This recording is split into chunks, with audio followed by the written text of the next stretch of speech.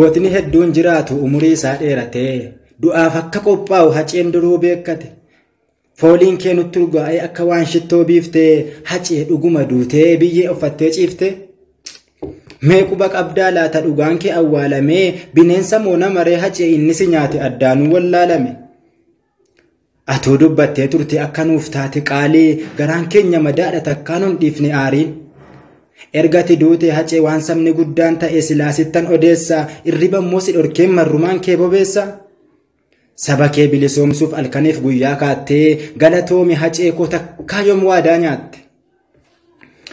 Dantaa saba keef jettee Oromoof jilbeenfattee bakka jireenyaa dhabdee mana iyyuu kireeffatte. Keessi keenya madaadha ilkaayyoo kolfee seequ natti himi hacee bineensa isa si nyaate tasa addaan hin beeku.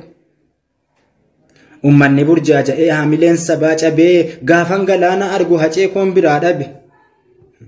Eenyu akkasi nyaate addaanuu wallaalamee maaltu si biraa hafe kaayyoo fi dhugaan sabaa si waliin awwaalame. Tarii immoo nu abaartaa sabni koo maaf callise gumaa koo baasuu dhiisee hacee koo ati jirtaa nutu jiraatti du'ee biyyee uffatee ciise. Ati duutus seenaan kee nu warra jiru caalaa ati duutus seenaan kee nu warra jiru caalaa Oromoo ta'ee ka'ee eenyu ija diimessee hacaaluu koo ilaala. Ergaa fi gorsa hacee obseetu dhaggeeffadhee haceen nuuf qaalii tahuu daranuun qalbeeffadhe. Takkumaa yoom callisee akkamiin gallee teenya nun abaarin hacee koo kaayyoo fi tarsimoo kee nuti galmaansiif geenya. Tasumaa nun taazabiin hacee koo foon kee nyaannaa osoo ati deebitee lubbuu keenya siif laanna. Ija durana deemtaa farda kee gubbaa teessee ija durana deemtaa farda kee gubbaa teessee godaannisa hin banne onnee keessa nu keesse.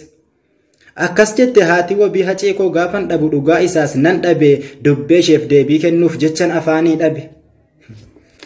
Jechi ishee na gubee marrumaan koo bobeessee nama maryadhuun dhabeen ofiin ofitti odeesse. Jechi ishee ulfaatee ummata garaa raasee xiqqaaf guddaa hundumaa tuf godhee lafaa kaase. Ani ofiin gungumus haceen lafaa kaharee seenaa gootaa dubbadhee yoom miidhames na haare. Saba keef dhandhamattee rakkoo meeqaaf gidiraa saba keetiif dhaabbatte sobaaf bitamuu diddee lubbuu kee qaalii dhabde kan biraa maaltu jira. Ergati duute hacee sabni addaan faca'ee erga wal jibbee qaataa osoo lubbuun jiraatte kana maal jetta laata. Seenaa keetis qorannee qalamaan barreessina daandii keetis qabannee kaayyoo kee galmaan ga'uuf tokkummaa jabeessina.